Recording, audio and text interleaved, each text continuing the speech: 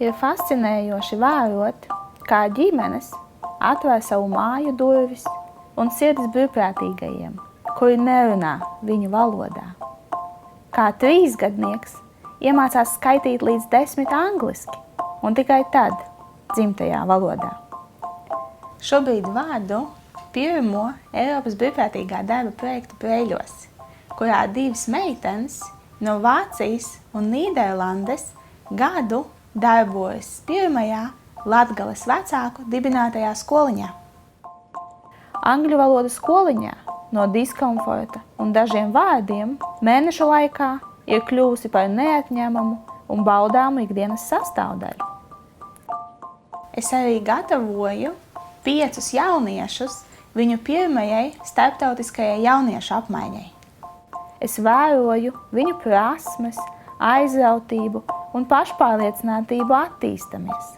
Savu Eiropas brīvprātīgā darba projektu es pavadīju Austrijā. Caur Erasmus Plus pieredzi esmu kļuvusi daudz komunikablāka un atvērtāka. Spēju uzdrošināties ieraudzīt un izmantot iespējas, ar atbildību pieņemt lēmumus un dot atpakaļ.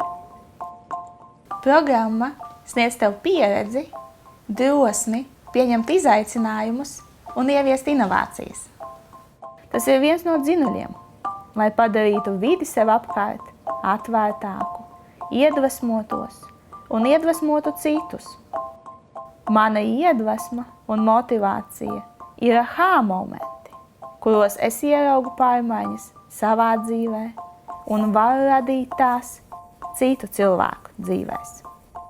Mirkļi, kad idejas, kuras mēs gūstam no jaunām vietām, cilvēkiem, pieredzēm, atrod savu vietu un jēgu mūsu ikdienā un vietējā sabiedrībā.